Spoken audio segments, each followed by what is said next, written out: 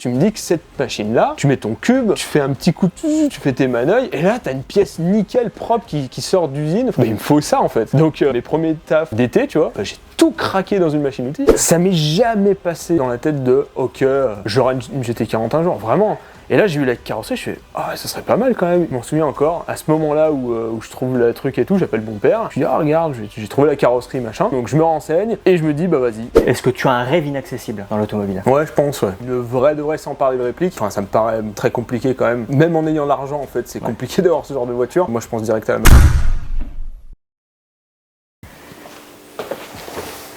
Benjamin, merci encore pour ton accueil. On découvre enfin ton antre, là où est stocké du coup ta GT40, ta magnifique création, ton œuvre, dont du coup tu vas nous parler, et en même temps tu vas nous parler de toi aussi. Et avant toute chose, bah, du coup on va te laisser te présenter. Alors du coup moi je m'appelle Benjamin, j'ai 28 ans et je suis originaire de Rhône-Alpes. Mes grands-parents sont nés ici, mes parents aussi, je suis vraiment un pur souche de la montagne. Je suis depuis tout petit passionné par la mécanique et l'automobile. En fait mon papa est un grand bricoleur, il a toujours eu plein d'outils à la maison, plein de choses comme ça, il bricole beaucoup et il a la passion de l'automobile, donc vraiment il y a eu vraiment une fusion entre ces deux passions. On a toujours été à des salons automobiles, tout ce qui est époque auto, tous ces trucs là. Mon père il a restauré plein de voitures anciennes, des voitures des années 30 et tout, enfin bref, vraiment j'ai baigné là-dedans et tout jeune j'ai toujours dessiné, tu vois, j'ai toujours eu la passion de la création, toujours dessiné des voitures, des trucs comme ça, et puis le fait d'aller à l'atelier et tout et de me consacrer vraiment à la fabrication, à la conception, ça a débuté quand j'ai commencé à faire du modélisme, tu vois, j'avais pas l'argent pour m'acheter les modèles, donc bah, qu'est-ce que je faisais, bah je l'avais dans la tête et avec les moyens du bord, avec les outils, bah je les faisais et tout, et je faisais le modèle que je voulais et que je pouvais pas acheter, donc des buggy, des choses comme ça. Donc là vraiment le modélisme radiocommandé, ça m'a vraiment mis dans le bain de la mécanique et de l'électronique et de l'électricité et tout, enfin bref, tous ces trucs là. Forcément. Voilà, enfin c'est vraiment un super domaine le modélisme. Ah oui, j'en ai fait aussi. Ouais, les Lego, enfin tous ces, en fait les Lego, le dessin, tous ces trucs là, c'est vraiment, ça m'a guidé là-dedans. Et puis bah arrivé à peu près au collège, bah là j'ai commencé à acheter une mobilette, tu vois, à 14 ans. Je voulais pas la même mobilette que tout le monde, tu vois. Je voulais une mobilette custom avec une peinture, donc bah j'ai racheté celle d'un cousin et j'ai tout démonté. Mais j'y connaissais rien. Alors j'avais tous les outils, j'avais des clés et machin, mais je te dis j'ai tout démonté la brelle et c'est comme ça que j'ai appris la mécanique, à faire de la peinture, à acheter des pièces et tout. Ça c'était vraiment le premier délire vraiment de la mécanique. Mais au fond de moi, j'étais persuadé de vouloir faire dans la conception mécanique, tu vois. Alors au début j'ai eu des délires comme le métier de rêve un peu designer automobile, donc j'étais vraiment à fond là-dedans. Et après je me suis plus focalisé sur la mécanique et tous ces trucs-là, l'ingénierie. J'ai vraiment su très très tôt ce que je voulais faire dans la vie, tu vois. D'accord. C'est assez amusant. Je retrouve en fait dans ton parcours un peu du mien, avec la partie modélisme, la partie mobilette. Voilà, de mon côté pareil, mon vieux 103 SP. 103, ouais. Voilà. RCX, j'avais moi. D'accord. Ouais, c'était la version refroidie. Ok, d'accord. Alors écoute, moi de tout ce dont je me souviens, c'est que j'allais au magasin, un magasin qui est assez réputé près de la gare d'Annecy, où du coup j'allais chercher mes pièces avec mon frère, d'ailleurs avec qui je bricolais beaucoup, et puis on prenait un petit peu ce qu'il y avait de plus gros, génial. Kit 80 Polini, voilà, les échappements qui allaient bien, sauf que bah, contrairement à toi, moi c'était tout le temps en panne, et étonnamment en fait ça m'a gavé profondément. Ah ouais. Ouais, et j'ai su que je voulais pas faire de mécanique. Voilà, donc autant la partie carrosserie, ça c'est quelque chose, j'arrivais toujours à avoir le résultat escompté, mais là vraiment la partie mécanique c'est globalement quelque chose qui encore pour moi aujourd'hui me semble hors compétence et je n'arrive pas à m'y intéresser, malgré que ça semble tout à fait passionnant et qu'il faut un minimum de connaissances que je pense avoir, mais dès qu'il faut mettre les mains dedans, être un peu technique, je mets de côté. Donc voilà. Je pense que moi, la mécanique ça m'a pas dégoûté, parce que je peux comprendre tout à fait le fait que t'essayes un truc, ça marche pas, ça te saoule, bon tu passes à autre chose, je comprends tout à fait. Et je pense que j'ai eu la chance moi d'avoir toujours des projets ultra concrets, déjà à bosser dessus, tu vois, mais des projets qui étaient toujours petit à petit plus intéressants et plus complexes, tu vois. Je suis vraiment commencé sur un truc où voilà, la mobilette ça reste, t'enlèves des vis, t'essaies de les remettre là où elles étaient, tu vois, et la peinture, bon bah t'essayes, au pire tu rachètes une bombe, tu reponces, c'est des trucs faciles, tu vois, où finalement tu peux pas te gourer. J'ai pas touché au moteur sur la mobilette, vraiment c'était, je l'ai démonté, j'ai changé des pièces et j'ai remis. C'est vrai que globalement la mobilette est à la GT40 par exemple, ce qui est par exemple quand on est enfant, le puzzle de 25 pièces au puzzle de 20 000 pièces. Si t'es pas passé d'une étape, on va dire step by step, avant d'arriver au gros truc, bah t'attaques quelque chose, tu finis jamais. On a énormément d'exemples autour de nous de gens qui se lançaient dans des projets. J'en avais un d'ailleurs pas plus tard qu'hier qui est venu me rendre visite avec une Daytona Spider réplique, donc sur base de Corvette C3, et qui me racontait le projet dans lequel il s'était lancé à l'époque, il y a ça peut-être 20-30 ans, qu'il a jamais mené à bien. Et je pense qu'il y a des exemples concrets de ce genre de personnes qui disent je vais faire ça, mais qui n'ont pas pris le temps d'expérimenter un petit peu avant ou autre. On en a tous autour de nous. Voilà, clairement, enfin dans le kit car, si on parle de la GT40, il y en a plein. On en reparlera tout à l'heure. Mais ouais, j'ai eu cette chance-là de commencer par du modélisme, faire des choses simples entre guillemets, et progressivement, si je me souviens bien, tu vois, j'ai fait pas mal de modélisme. Donc au début, tu bricoles ton truc, tu fabriques des trucs, ça ressemble pas à grand-chose, mais bon, ça marche, tu vois, ça t'encourage quand même. Du coup, après le collège, je suis allé directement en lycée général, tu vois. J'ai fait une seconde générale et ensuite je suis allé en bac STI 2D parce que j'étais pas assez bon pour faire S scientifique. Voilà, la petite anecdote. Mais bon, ça m'allait très bien. Et tu vois, comme je t'ai dit tout à l'heure, je savais ce que je voulais faire. C'était dans l'ingénierie, le chemin tout tracé, quoi. Vraiment, j'ai eu vraiment beaucoup de chance là-dessus parce que par expérience, même en bac plus 5, les gens, les 3/4 qui sont là, qu'est-ce que je fous là, tu vois. Donc moi, vraiment, à 12 ans, j'étais là, je veux faire ça. Donc c'était vraiment génial. Et donc, j'ai fait un cursus comme ça. Donc au lycée, beaucoup de modélisme. J'avais plein de projets en fait. J'avais des projets tous les ans. Et il y a aussi un truc qui fait ma force, c'est que je laisse rarement tomber. C'est-à-dire que les projets, ils durent quelques mois, voire même 1 an. Et puis bon, après, c'est parti en couille avec la GT40 4 ans. Mais voilà, j'y tiens et je vais généralement jusqu'au bout, tu vois. Oui, t'as une détermination hors pair, voilà. Ouais, mais tu vois, les premiers projets, c'est des projets qui sont accessibles, tu vois, vraiment, c'est crescendo, quoi, vraiment. Hein, c'est vraiment ça que je veux mettre en avant. Alors, c'est amusant parce que à chaque fois que j'interviewe quelqu'un, et là, on est quand même assez récent dans ce qu'on fait, je trouve toujours en fait des traits de caractère dans lesquels je me retrouve. J'ai encore pas fait d'interview personnelle pour me présenter auprès de tout le monde parce que je pense qu'il y a encore beaucoup à dire aussi sur la partie qui me concerne. On le fera peut-être un jour d'ailleurs. Mais quand tu parles de modélisme, moi j'ai fait du modélisme naval. Donc si tu te plantes, ça coule, c'est fini. Voilà. Donc ça c'était le truc un peu complexe, un peu délicat. Sur la partie, tu vois, conception mécanique, j'ai fait de la productique mécanique et comme tu dis, je me suis retrouvé là-dedans. Alors c'était un concours de circonstances. J'y reviendrai peut-être plus en détail dans une vidéo plus tard, dans laquelle j'expliquerai peut-être mon parcours à titre personnel. Aujourd'hui, on s'intéresse surtout aux autres, mais je me suis retrouvé avec mon pied à coulisses, bleu de travail. Mais qu'est-ce que je fais là? Moi, de base, je voulais faire de la carrosserie. Et pour la passion de l'automobile, parce que c'était quelque chose que je comprenais, que j'avais commencé à appréhender chez moi. J'avais des résultats, je savais que ça me plaisait. Il y avait tout un tas, tu vois, d'aspects du métier où tu pars d'une base brute, tu la vois évoluer jusqu'à la peinture finale, le côté brillant.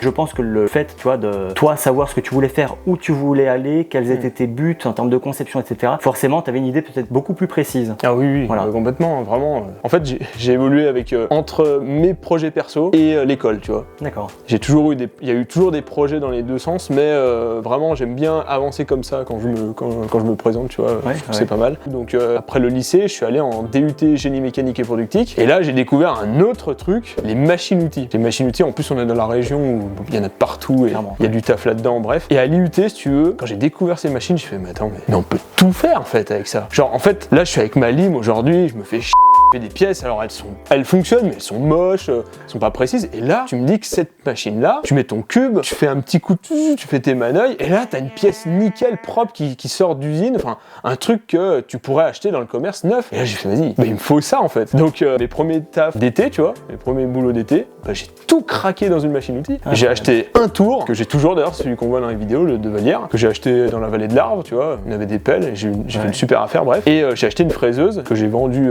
par la suite et que j'ai remplacée par celle que j'ai actuellement. Et ouais, les machines-outils, mais c'est marrant parce que pure passion. C'est pas, je savais que ça allait me servir. J'étais en mode, ouais, je connais, ça peut faire ça comme pièce. Mais en vrai, j'ai acheté ça comme si t'achetais une bagnole de sport. En gros, je veux ça. Je trouve ça magnifique, tu vois. Il y avait un besoin, et en fait, toi, le besoin s'est transformé en désir, et en même temps, tu as vu les opportunités que ça t'ouvrait, les perspectives de création que tu avais avec cette machine. Et c'est comme si t'es un gars qui adore les bagnoles, t'achètes une voiture de fou, mais t'es pas pilote, tu sais pas t'en servir. Et ben moi, c'était pareil avec les machines-outils, j'ai acheté des machines-outils, mais j'étais pas usineur. Et puis, en vrai, usineur, c'est un métier, même si je l'ai appris un petit peu à l'école, mais tu deviens pas usineur en 2 semaines. Vraiment, c'est ultra complexe. Mais j'avais ces machines, qui sont des super machines d'ailleurs, mais je savais que ça allait me servir, mais je les ai achetées pour la beauté de la chose, tu vois. Je trouve ça magnifique. Et après, avec ces machines-là, j'ai fabriqué mes propres machines. J'ai fait une fraiseuse numérique, donc 3 axes pour découper du carbone, pour faire des machins que j'ai toujours. Cette machine-là, je m'en suis servi pour faire une imprimante 3D. Et ça, c'était vraiment mes années DUT,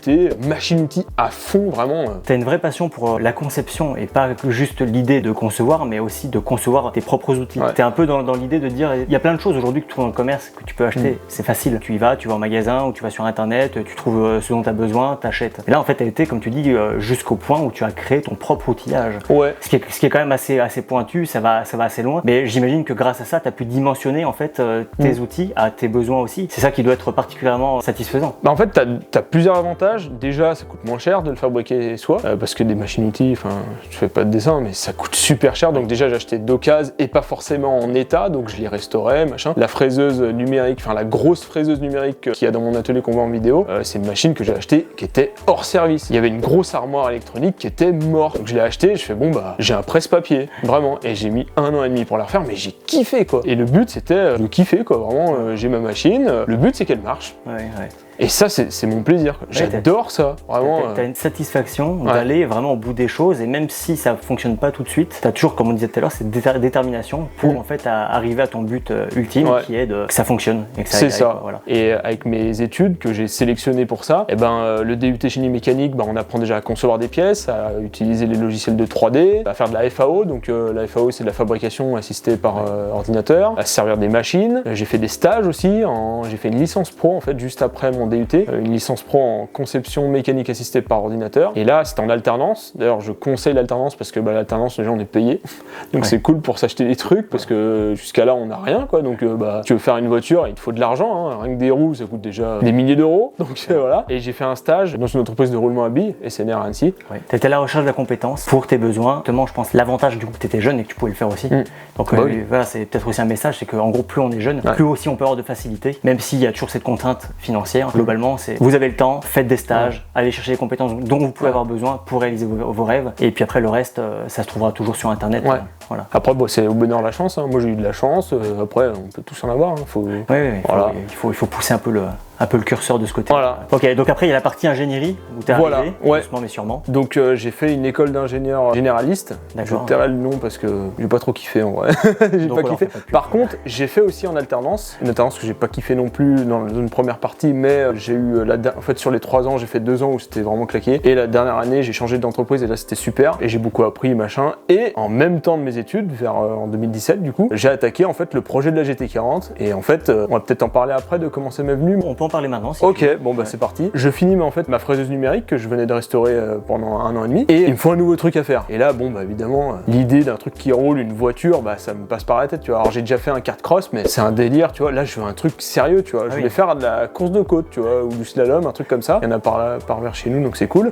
Et je me dis, je vais faire un châssis ultra léger avec un moteur de moto à l'arrière. J'avais tout, je m'étais tout renseigné et tout. Ça a l'air cool, machin. Je regarde les catégories. Et il y a une question aussi, je me dis, mais il me faut une carrosserie, tu vois, pour habiller le truc. Et une carrosserie, je suis obligé de l'acheter parce que c'est de la fibre. Moi, j'aime bien souder, j'aime bien faire de l'usinage, mais la carrosserie, j'aime pas du tout. Donc je regarde comme tout le monde, je vais sur le bon coin, je tape carrosserie, machin, et je tombe sur des kits de GT40. Et là, je me renseigne, je fais putain, la GT40, à cette époque-là, la GT40, c'est inaccessible. Ça. Typiquement, une GT40, c'est la même gamme que de la 250 GTO, de la Cobra 427, elle est vraie, hein, voilà. C'est le Graal automobile. Ça m'est jamais passé dans la tête de ok, j'aurai une GT40 un jour, vraiment. Et là, j'ai vu la carrosserie, je fais ça serait pas mal quand même, une voiture légère, machin, et avec une belle carrosserie de GT40, comme ça j'aurais l'air d'avoir une GT40, voilà quoi. Et puis je m'en souviens encore, à ce moment-là où je trouve le truc et tout, j'appelle mon père, je lui dis regarde, j'ai trouvé la carrosserie, machin, et là il me dit mais c'est quoi comme moteur qu'il y a là-dessus normalement? Parce que il avait déjà vu cette voiture, il connaît, hein, même s'il est pas trop voiture de sport, il connaît un peu, il a déjà vu ça, tu vois. Et il me dit c'est un V8, machin, c'est un châssis, il me dit mais pourquoi tu vas pas mettre un 4 cylindres de moto dedans? Je dis mais à la base, je voulais pas faire une réplique, tu vois, j'étais là, une réplique, c'est une copie, tu vois, j'étais en mode, c'est de la contrefaçon, c'est pas... Et en fait, je me suis renseigné, et en fait, les répliques, ça se fait quand même, il y en a beaucoup qui font, et je commence à apprécier le délire, je fais, c'est l'air pas mal quand même ce truc, et puis mon père me dit, non, mais tu vas pas quand même mettre... Donc je me renseigne, et je me dis, vas-y, je fais une réplique, tu vois, à ce moment-là. Donc, on achète la carrosserie, c'est mon papa qui m'achète la carrosserie d'ailleurs, hein. C'est un peu moins de 5 000 €, c'est 4 000 et quelques. D'accord. Mon père, il a cru en moi, il a dit, tiens, je t'achète la carrosserie, c'est le truc le plus cher qu'il m'a acheté, tu vois, et il m'a dit tiens, je te l'achète. Donc déjà c'est un truc de fou quoi. T'avais un petit challenge supplémentaire du coup parce que là pour le coup c'est pas ton argent à toi, donc il y a comme le truc où tu dis maintenant j'ai plus le choix, il faut que j'aille jusqu'au bout aussi quoi. Donc je commence la GT40 pendant 1 an et en parallèle de mes études d'ingénieur, je fais la carrosserie, je fais le châssis en 3D, je conçois tout, je me renseigne de partout. Alors en fait à chaque fois que je fais un projet, je fais un dossier sur l'ordi, je mets tout ce qui passe sur l'internet, je prends tout, je mets GT40 train avant, GT40 train arrière, suspension machin, je mets tout dans les dossiers, je trie tout, je regarde, je suis un psychopathe de trucs, je connais tout, j'ai toutes les images de Google Images et je me renseigne, je fais des Excel, je fais des PowerPoint, je fais plein de trucs, je fais des machins et je fais mes plans. J'en ai fait une 30aine pour cette voiture, j'ai fait plein de versions. Pour l'anecdote, j'ai fait comme toi, mais en gros, tu vois, il y a plein de traits de caractère, comme je dis, sur lesquels on se rejoint, sauf que j'ai fait tout comme toi, mais moi j'ai jamais été au bout. J'ai fait des dossiers de fou. Moi j'ai une petite Suzuki Cappuccino. Ok. Et à l'époque, il y avait plein de projets à droite à gauche, un peu partout dans le monde, où ils mettaient en fait des V8 Hayabusa. Et moi, c'était un de mes délires avec mon importateur de l'époque, Danny Gagnon de Cappuccino Sport, qui m'avait dit si tu veux, je te vends un projet complet, il y a de la finition à faire. Et je lui ai dit non, je le ferai moi un jour. Et j'ai constitué des dossiers complets de projets comme ça avec les V8 Hayabusa, etc. J'ai passé des heures considérables à remplir ce dossier, à fouiller sur internet, à faire une base de données pour avoir un truc aujourd'hui qui est encore au fond de mon garage et qui prend la poussière. Ouais. Mais voilà, c'est pour ça que ça m'amuse, c'est que voilà, j'ai pas ta détermination. Alors après, est-ce que toi t'avais d'autres trucs en parallèle? Oui, je voyageais partout aux quatre coins de la France pour ma formation de sellerie. Donc je voulais faire mon tour de France aussi pour ça. Côté. Parce que moi j'ai tendance à pas trop m'éparpiller, tu vois, je suis en mode, je fais un projet. Bon là, c'est un peu aujourd'hui, là où je te parle, j'ai l'hypercar et une Seven, parce que je suis à temps plein, machin, je peux me le permettre, mais j'ai toujours fait un projet. Fraiseuse, le kart cross, la GT40, c'est vraiment, j'ai que ça à faire, tu vois, c'est mon truc, pouf. Du moment où focus, tu vois. Voilà, où t'as lancé le projet, tu restes dessus et tu pars pas sur autre chose, quoi. Il y a beaucoup, enfin c'est le piège dont tout le monde met les pieds, c'est je vais faire ça, ah bah en fait je vais faire ça, ah en fait je vais faire, enfin tout, il y en a beaucoup, mais vraiment la majorité presque des gens qui font ça. Moi j'ai cette force de me dire, je fais ça, je vais jusqu'au bout et voilà quoi. Par contre, ça fait que j'ai une grosse période, un avant-projet où je suis en mode, est-ce que je le fais? Et ça prend des mois. J'ai des projets que j'ai documentés, mais vraiment à fond, j'ai passé des heures et à la fin tu fais, bah non, je le fais pas, tu vois. Et ça, c'est un truc que je fais tout le temps, c'est j'analyse à fond le sujet et à la fin, est-ce que j'y vais, est-ce que j'y vais pas, tu vois. Donc du coup, la coque de GT40, conception du châssis, choix de la mécanique, c'est quelque chose que tu n'avais pas non plus. Ouais, ça me prend un an de faire tout ça. Et le choix de la mécanique, t'es parti sur quelle base? Eh ben, j'ai acheté, alors je me suis inspiré sur des forums et tout, hein. J'ai pas inventé spécialement tout, hein. Et il y avait une super base qui est l'Audi A6, 4 litres de V8. Comme la Gumpert. Ouais, c'est le même bloc moteur qu'il y a dans la GT40 et dans la Gumpert, c'est incroyable. Donc RS6 C5 et A6 C5. C5 aussi, ouais, c'est amusant ça. Ouais, mais je suis en Atmo et toi t'es en biturbo.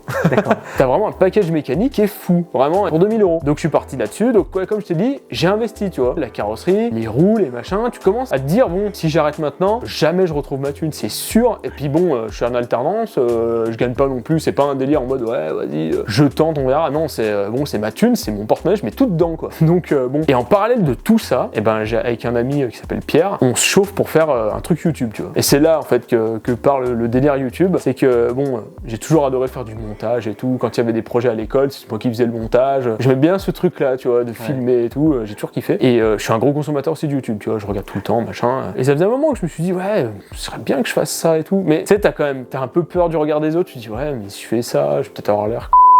Enfin, faut s'y mettre à fond. Enfin, tu sais, tu t'exposes et puis le but c'est vas-y, je prends une caméra comme ça là et je te parle et tu t'affiches devant tout le monde. Donc ouais. Et puis finalement, je me dis vas-y, on le fait et tout et on cadre le truc et tout. On se dit vas-y, on fait en sorte que ça marche bien. Et ça tombait bien parce que je suis en train de faire un projet, j'entame la GT40. Vas-y, bah je documente ça sur YouTube. Et c'est comme ça que ça part l'aventure YouTube et la GT40. Incroyable. Donc du coup, d'une aventure, tu passes sur une aventure en plus complémentaire. Ouais. Et ce qui nous amène du coup ici ensemble à parler de tout ça, ce qui est aussi voilà, très beau parcours extraordinaire. Qui continue. Voilà, exactement. Du coup, voilà, t'as vécu tout un tas de situations. En tant que passionné, forcément, plus t'avances, plus tu découvres, plus t'apprends, ta culture automobile grandit avec. Est-ce que dans ton parcours actuel, il y a une auto qui t'a fait waouh, tu parlais de la GT40 que tu n'imaginais pas un jour posséder, même si entre guillemets c'est une réplique et c'est une excellente et une très très très belle réplique. Est-ce que tu as un rêve inaccessible dans l'automobile? Ouais, je pense, ouais. Alors inaccessible, je sais pas du coup, vu que, oui.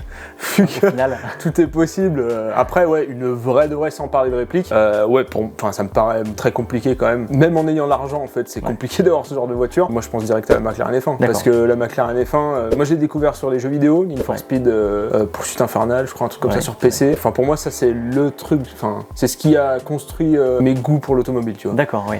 Et il y avait la McLaren F1 et la version LM, tu vois. Voilà, la version LM c'est la, enfin c'est 5 exemplaires dans le monde, je crois, si j'ai pas de bêtises. C'est un truc de fou. Et ouais, pour moi c'est cette voiture là parce que je m'en suis beaucoup inspiré pour l'hypercar. D'ailleurs j'ai failli faire une réplique de McLaren F1. D'accord. Ouais. Okay. Ça c'est une bonne anecdote et j'ai pas fait parce que en fait ça coûtait aussi cher de faire une réplique de McLaren F1 que de partir de zéro. Et au fond de moi j'étais Déjà au niveau juridique, tu sais pas trop si McLaren ils vont kiffer, donc ça me ferait chier quand même de mettre des sommes et des sommes dans un truc qu'à la fin ça va finir en cube. Alors j'ai vu, je sais pas si du coup c'est toléré, comment ça se passe, etc. Mais j'ai vu qu'il existait une réplique de McLaren F1 en République tchèque, si j'ai pas de bêtises, qui est d'ailleurs plutôt pas mal, plutôt bien faite et qui était en vente il y a encore peu de temps. Il y en a, elles sont, alors celles que j'ai vues moi, elles sont plus ou moins bien reproduites. On voit qu'il y a des petites subtilités au niveau esthétique, voilà. Et celle-ci était assez fidèle. Donc bref, tu pars du coup complètement d'une feuille blanche au final pour ton projet. Et l'idée c'est de concevoir ta propre supercar et celle qui te correspond au final. C'est ça, mais il y a une grosse inspiration sur la McLaren F1 parce que justement j'aimerais en avoir une, j'aimerais vivre ce qu'on peut ressentir au volant, être au centre. C'est pour ça que l'hypercar elle a 3 places et c'est exactement comme la McLaren F1, voiture légère avec un bon moteur derrière, enfin un truc qui dépote quoi. D'accord. Mais ouais, la McLaren F1 aujourd'hui pour moi c'est une des voitures les plus cotées, on est d'accord. Et même si on a les sous, c'est très dur d'en avoir une quoi. D'accord, mais en tout cas c'est un très beau rêve et puis qui sait. Ah ouais, complètement. Le rêve McLaren F1, ton rêve réalisé, la GT40, mais en étant un peu plus terre à terre, du coup en voiture de tous les jours, c'est quoi ton véhicule idéal? Là je crois que tu roules en Fiesta ST. Ouais, la Fiesta ST en vrai c'est une super caisse. C'est tout petit, ça a de la puissance quand on en veut, le châssis est exceptionnel, j'ai essayé sur circuit hier, c'est génial. En daily, franchement, je sais pas, je suis très à l'aise en fait justement avec des petites voitures. Pour moi, avoir une énorme voiture, ça me fait peur même pour me garer et tout, je suis pas trop à l'aise. Par contre, si vraiment, pour répondre vraiment à la question et pour pas rester sur la Fiesta, j'aime bien les breaks. Pour le côté pratique ou Ouais, et même au niveau de la tronche, je préfère un break qu'un coupé, tu vois. Donc ce serait plus une assise ou un truc comme ça, tu vois. Ouais, d'accord. Même un 4. 6, juste une assise de base, quoi.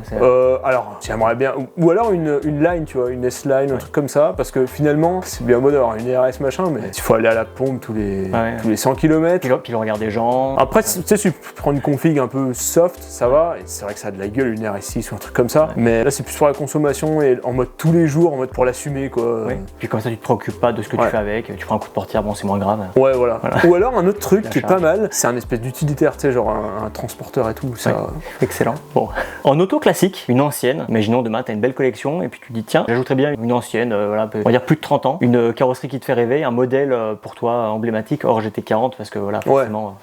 C'est le choix numéro 1, mais j'aime bien quand même tout ce qui se rapproche du sport auto, quand même, tout ce qui est Lancia Stratos, j'adore. R5 Turbo, tous ces trucs-là, qui font un peu rallye, qu'est-ce qu'il y a d'autre? J'aime beaucoup la Diablo, mieux que la Countach. La Countach, elle est très typée en fait, donc j'ai un petit peu sur la Diablo. Tu parlais de Mazda 787B tout à l'heure. Ouais, bah clairement. Voilà. Ouais, mais pour moi, c'est même pas dans la catégorie du. Enfin, c'est tellement ouf. Évidemment, oui, là. Enfin, toutes les voitures que je t'ai dit en mini Z là, le trio là, enfin, entre la Sauber C9, la Porsche et la Mazda, bah oui, évidemment. Enfin, mais ça me paraît tellement. Enfin, c'est une voiture de course quoi. Là, c'est beaucoup trop. Alors que, tu vois, quand je te dis genre la R5 Turbo, la Stratos, Clio V6, même si on est encore sur du long timer, c'est genre de voiture, ça, je kiffe quoi. Oui, puis t'as l'avantage de te dire que celle-ci, au moins, tu veux prendre du plaisir, tu peux la sortir, tu peux partir par la route. Alors qu'une auto comme une Sauber, même tu réserves un circuit. Même la petite rampe, c'est sur pour sortir du garage, c'est mort quoi. Oui, voilà. Le fond plat, il est mort. La berlinette, à 110, ça j'adore, vraiment.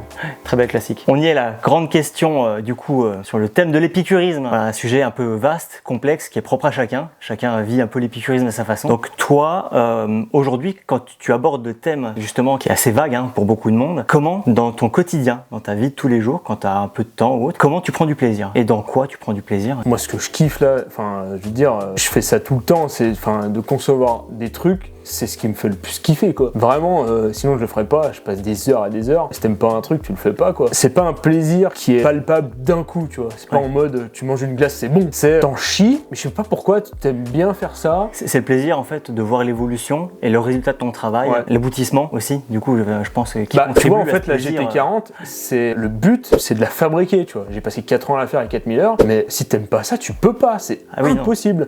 Parce que il y a plein de trucs où c'est dur, où tu sais pas, où tu doutes. Et en fait, si t'as pas le plaisir, tu le fais pas du tout. Et je pense que c'est là-dedans, c'est vraiment dans le fait de faire la chose qui rend que. Enfin, moi je kiffe quoi.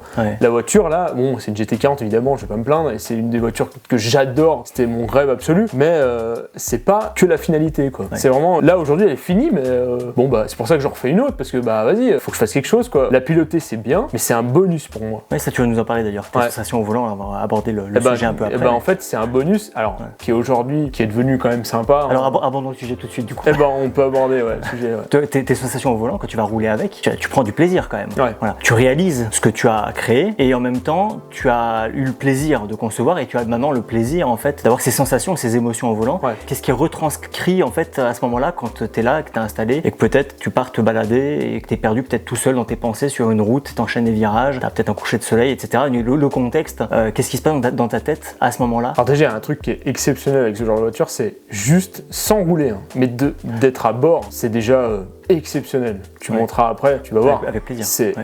En fait, je pense que c'est pareil avec la Polo, c'est une expérience de fou, vraiment. Il y a personne qui m'a dit « Ah ouais, c'est comme mon Scénic ». Non, t'es là, waouh, mais vraiment, on est couché. C'est excitant, quoi. T'es là, waouh, mais vraiment, là, faut faire des courbes, quoi. Enfin, c'est un truc de fou. Alors, ce truc-là, et même le plaisir d'avoir cette voiture-là, je l'ai pas vécu comme quand tu l'achètes, je pense. Parce que j'en ai tellement chié à la faire et j'ai tellement profité de la voiture, même quand elle était pas finie, je me suis assis dedans, mais des nombres incalculables de fois, où elle était pas finie. Et en fait, le jour où elle était finie, c'est pas comme si, waouh, oh c'est incroyable, oh elle est finie. Vraiment c'était en mode bah je sais déjà, tu vois. C'est un peu bizarre comme sensation.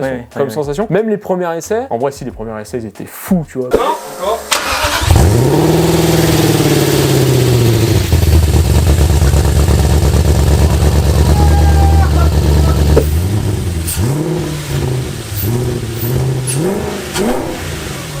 On était dans la cour. Le premier coup de clé, j'imagine. En fait, alors le premier coup de clé, oui, mais en fait, j'en ai même bavé pour qu'elle démarre. Donc finalement, c'est même pas une surprise. C'est en vrai, ça marche pas. Bon, chier.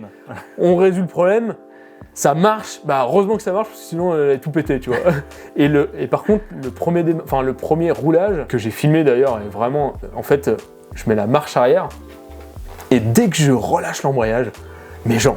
Avec mon pote Pierre, et ben on se regarde, on s'éclate de rire. Et en fait, c'est juste un moment de fou parce que la voiture, elle bouge. Ouais. Et ça, c'est exceptionnel. Et je pense que c'est difficile de revivre ce que j'ai vécu parce que bah, déjà, il faut faire une voiture. Ouais. Et je suis pas un cas isolé, mais je veux dire, tout le monde ne le fait pas. Bah, c'est une sensation qui est fou, tu vois. Mais après, les premiers roulages, ouais, pareil. Alors j'ai fait ça dans le pré, tu vois. C'est que dalle, mais en fait, ça. À ce moment-là, tu te dis, qu'est-ce qui marche pas? Qu'est-ce qui ne peut pas marcher? Oui, tu t'attends quand même à avoir des mauvaises surprises. Mais moi, je m'attends, mais c'est évident. En fait, j'ai retardé, quand j'ai fait les premières essais, j'ai retardé à fond. J'étais là, ouais, on est sûr qu'on a fait ça. J'étais avec des potes, tu vois, je voulais immortaliser le truc, je voulais qu'il soit là. Mais j'étais là, c'était le pire des chiants, tu vois. J'étais là, non, mais t'es sûr, enfin, je suis pas sûr de ça, enfin, faut qu'on check tout, absolument tout. J'avais tellement peur. T'as beaucoup d'amis qui sont impliqués dans la conception, qui ont été à tes côtés, qui t'ont épaulé, qui t'ont accompagné? Ah bah oui, évidemment, déjà, enfin, ils sont là, ils demandent des nouvelles. J'ai plein d'amis qui sont dans le milieu, enfin qui sont dans le tech et tout, qui adorent la bagnole, donc dès que j'ai un petit doute ou que j'ai besoin d'un petit conseil, j'ai envie de dire, enfin, ou même d'avoir un avis, bah je leur dis, vas-y, je fais ça, est-ce que t'as un truc? J'ai des potes qui sont ultra calés dans certaines choses, donc bah, quand j'ai un petit doute, je leur dis. Alors, après, c'est toujours difficile moi je suis très solo pour faire ce genre de truc, c'est très difficile de demander à quelqu'un qui n'a pas tout le contexte de t'aider, parce que vu qu'il n'a pas tout le truc, bah il te dit un truc, mais toi tu te dis, bon, j'ai déjà pensé au machin.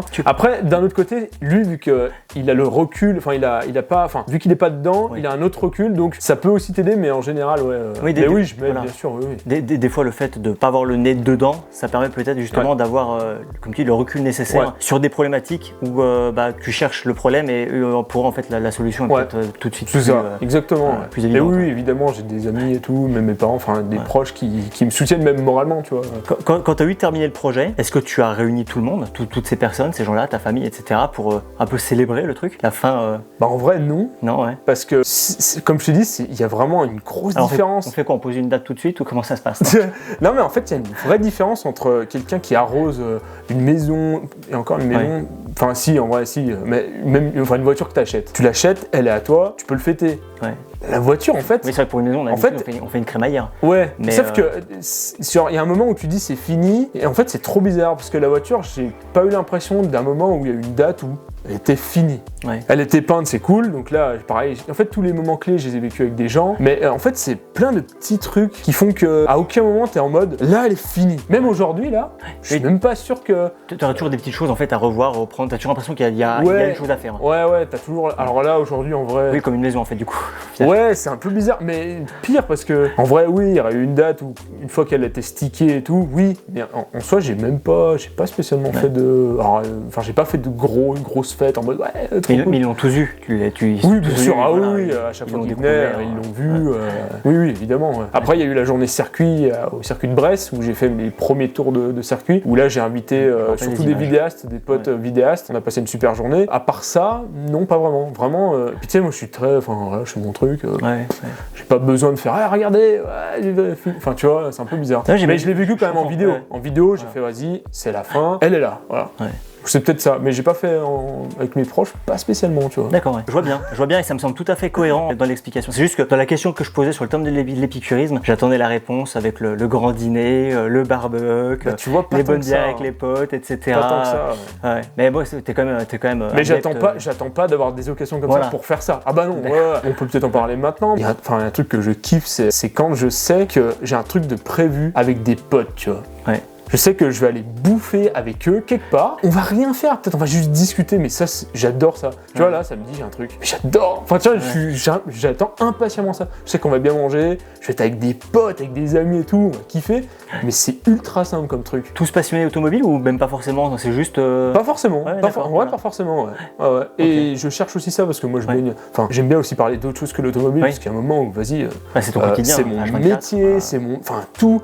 Il y a un gars on me croise dans la rue ou dans un salon, on parle quoi? De bagnole? Ouais, j'aime bien quand on détache le truc, quoi. Ouais. C'est pour ça que je trouvais important dans nos vidéos de parler d'autres choses. Le thème central, c'est l'automobile, mais de pouvoir justement aborder d'autres sujets. Tu vois, comme par exemple ton parcours, les à côté, et puis au niveau épicurisme, justement, c'est plaisir en fait totalement détaché de l'automobile.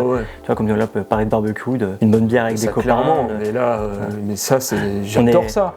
On est dans une région à lac et à montagne. Est-ce que tu en profites un peu quand même? Pas assez. Pas assez. Vraiment. Alors, pas assez. Quand tu dis pas assez, t'as le regret ou même pas du tout? C'est juste qu'en fait ça t'a jamais vraiment attiré, intéressé? Ça m'intéresse pas plus que ça non plus, tu vois. Donc pas de randonnée, pas de ski, ça c'est pas des choses. Si, du ski j'en fais, de la randonnée j'en fais, mais pas trop, quoi. Pas assez par rapport à la chance qu'on a d'être ici, pas assez. D'accord. Les plaisirs gustatifs, plaisirs de bouche, t'es amateur en fait de choses en particulier ou Bah le fromage. Fromage, ah oui, ici, bah là oui, fromage. Je veux dire, moi j'adore le fromage, fondu, tartiflette, raclette, tous ces trucs-là. La base. J'adore vraiment.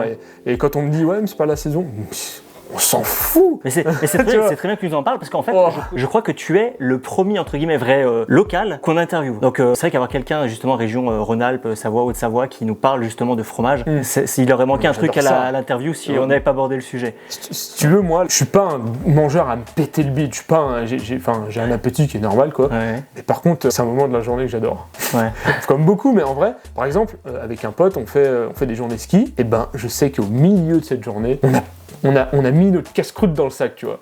Et ce moment-là, en fait, on a pour habitude, on se met sur une espèce de colline, tu vois, enneigée, on se cale là, et on reste 2 heures, on a payé notre forfait une blinde, mais on s'en fout. On est là, on est au milieu de nulle part, on voit les gens skier et tout, et on a notre pizza qui sort de la boulangerie, qui est même froide, tu vois, et on a notre petite bière, et là, j'adore ça, vraiment, le sandwich et tout ça, c'est...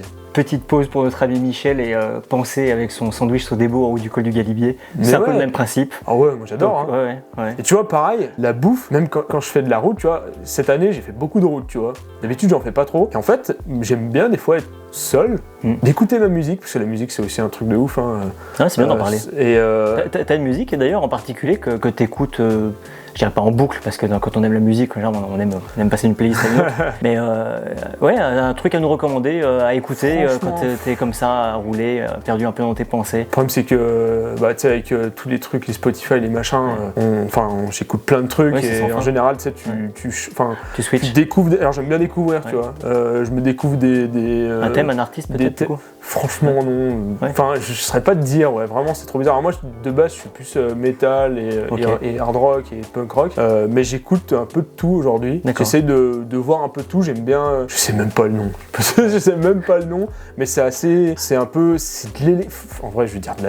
Mais c'est un peu de l'électro, mais plus sage avec un peu de guitare et puis un vocal assez. Enfin, je sais pas ce que c'est le. Tu vas au feeling. Mais... En fait, t'es là, tu passes au feeling les musiques et puis quand il y a quelque chose qui cadre avec la situation dans laquelle tu te trouves, et tu te détends. Et des fois, tu zappes un groupe ou une musique que t'as un petit peu oublié ou que t'essayes d'oublier parce que je suis un peu comme beaucoup, quand j'aime bien un truc, je me le bourrine dans le crâne jusqu'à le détester, c'est complètement mais j'adore tellement, tu sais, tu te dis, vas-y, ça fait 3 fois que j'écoute la musique, mais vas-y, je la remets encore. Et des fois, fois, quand tu remets un truc que t'as pas écouté depuis un moment, mais j'ai des frissons. Et c'est pas des conneries en mode ouais, c'est dans la tête. Non, c'est vraiment, t'as comme les larmes, je te jure, les larmes aux yeux. Il y a des musiques où t'es oh ouais, je m'en rappelais plus. Et en vrai, tu l'écoutes une fois et c'est bon.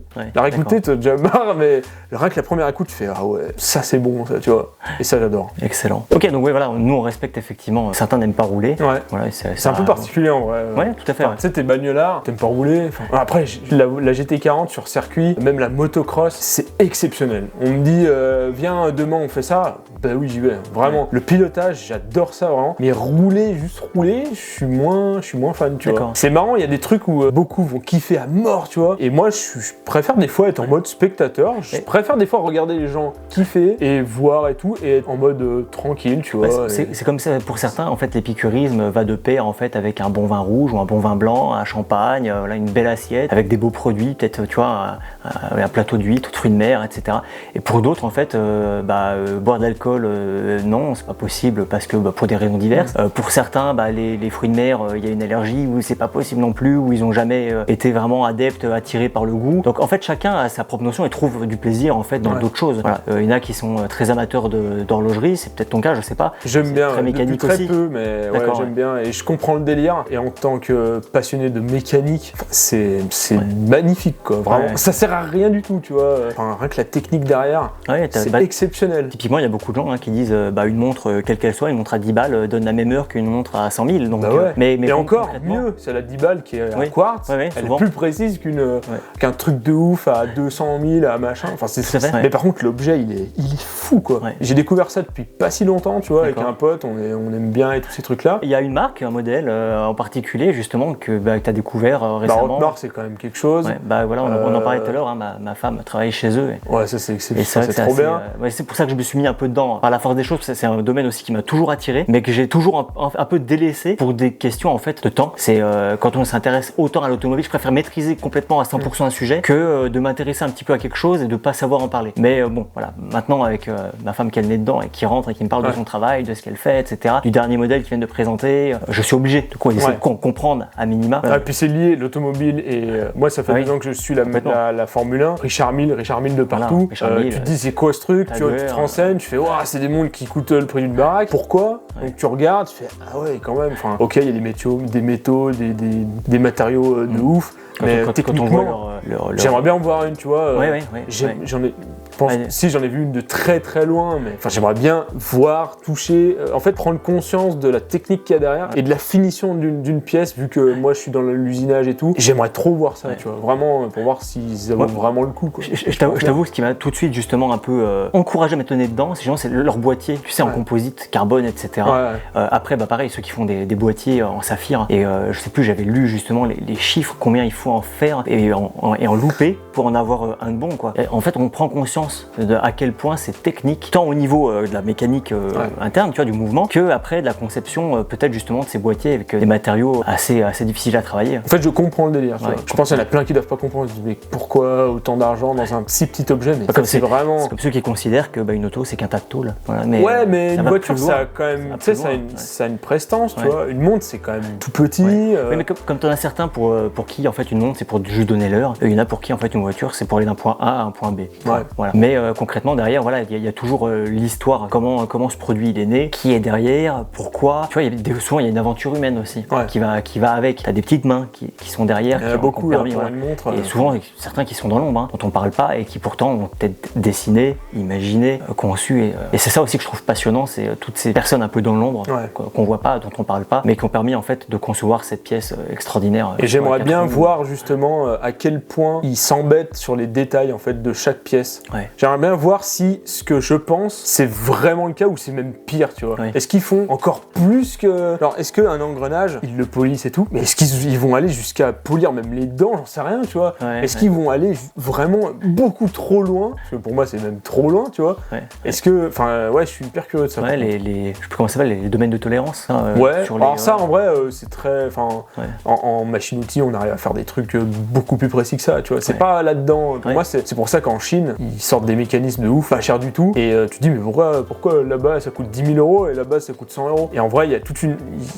Pour moi c'est le même plan, c'est les mêmes tolérances, c'est juste qu'il y a une finition qui est pas du tout pareille. Et aussi forcément la matière évidemment, si tu mets de l'argent et à côté tu mets de l'inox, bon ça fait grimper le prix, mais je pense que il y a un travail de ouf entre le polish, tous ces trucs là, le bouchonnage, tous ces trucs là où on s'en rend pas compte et ça fait chiffrer en fait la main d'œuvre. J'ai appris des nouveaux termes aussi au fil de mes discussions avec ma femme, comme le guillochage, etc. De petites choses, avec les tapisseries, tout ce travail de finition parfois justement avec les pierres. À la main aussi. Ils sont là, ils sont comme ça. Ah oui, c'est incroyable, c'est incroyable. Et ça marie, je trouve que ça marie en fait tout un tas de corps de métier, de l'artisanat, par exemple du bracelet de montre. Pour moi qui était dans le cuir, du bracelet de montre, les petites maroquineries, jusqu'à justement celui qui va être là, le joaillier qui va tailler les pierres, qui vont ensuite après assembler. Je trouve que c'est assez passionnant quand même parce que ça regroupe tout un tas de corps de métier différents, mais qui sont tous complémentaires les uns les autres pour aboutir en fait à une pièce extraordinaire. Ouais, en fait j'ai l'impression que c'est un condensé, mais de main d'œuvre et de technicité dans un truc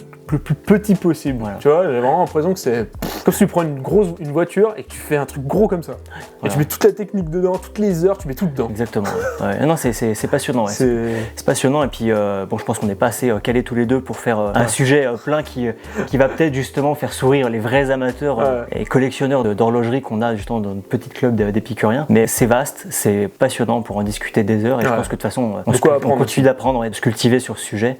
Et je pense qu'en gros pour résumer, t'es un épicurien amoureux de mécanique, de précision et de mécanique à 4 roues, 2 roues comme on a pu le voir. On a vu cerner un peu ta personnalité, d'où tu viens, où t'es arrivé et maintenant où tu veux aller avec ton projet d'hypercar qu'on va suivre de très près. J'espère qu'on aura le plaisir de revenir découvrir carrément. Bientôt quand tu seras avancé.